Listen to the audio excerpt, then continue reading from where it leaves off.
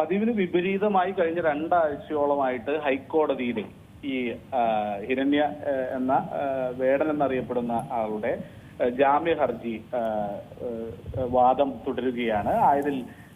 അതിൽ പരാതിക്കാരിയായ സ്ത്രീക്ക് വേണ്ടി അഭിഭാഷക ശക്തിയുക്തം വാദമുഖങ്ങൾ അവതരിപ്പിക്കുന്നത് നമ്മൾ കണ്ടു. അവർക്ക് കൂടുതൽ രേഖകൾ ഹാജരാക്കണം എന്ന ആവശ്യവുമായിട്ട് നിന്നതുകൊണ്ടാണ് വീണ്ടും കോടതി കേസ് മാറ്റിവെക്കുന്ന ഒരു അവസ്ഥ ഉണ്ടായിരിക്കുന്നത്.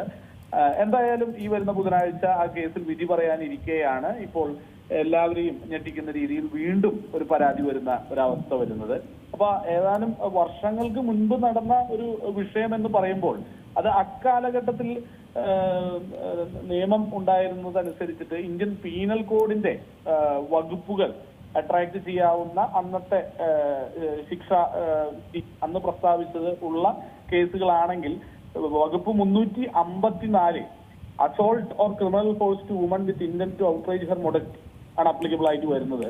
അത് അനുസരിച്ചിട്ടാണ് വെച്ചിട്ടുണ്ടെങ്കിൽ shall be punishment with imprisonment which shall not be less than 1 year, 1 വർഷത്തിൽ കുറയാത്ത ശിക്ഷയ്ക്ക് എന്നാൽ 5 വർഷം വരെ ആകാവുന്ന ശിക്ഷയ്ക്ക് വരെ അനുസരിച്ചിട്ടും മറ്റും നോക്കിയിട്ട്.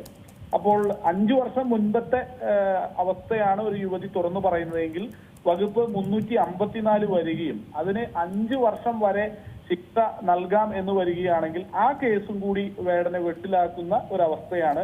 ആ കേസിലും ഒരു മുൻകൂർ ജാമ്യ ഹർജിയായി പോയില്ലെങ്കിൽ ഇപ്പോഴുള്ള പരാതിക്കാരിയായ ഡോക്ടറുടെ വിഷയത്തിൽ ഈ വരുന്ന ബുധനാഴ്ച ഏതെങ്കിലും വിധത്തിലുള്ള പരിഗണന അല്ലെങ്കിൽ പ്രൊട്ടക്ഷൻ ആന്റിസിപ്പേറ്ററി ബെയിൽ ഉത്തരവ് പറയുമ്പോൾ ഹൈക്കോടതി കൊടുത്താൽ പോലും പുതിയ കേസിൽ 5 വർഷം മുൻപത്തെ കേസ് എന്ന് പറഞ്ഞു വരുന്ന ആ കേസിലും കൂടി മുൻകൂർ ജാമ്യ ഹർജി കൊടുക്കാൻ ഇദ്ദേഹം നിർബന്ധിതനാകും. കാരണം 5 വർഷം വരെ ശിക്ഷ ലഭിക്കാവുന്ന ഒരു കുറ്റം എന്ന രീതിയിൽ പോലീസിന്റെ അറസ്റ്റ് അതിലുണ്ടാകുകയാണെങ്കിലും ജയിലിലേക്ക് പോകേണ്ടി വരും ഈ വേടനെ. ഏറ്റവും പുതിയ വാർത്തകളും വിശേഷങ്ങളും വിരൽ തുമ്പിലറിയാൻ സീ മലയാളം ന്യൂസ് എല്ലാ ഡിജിറ്റൽ പ്ലാറ്റ്ഫോമുകളിലും ലഭ്യം.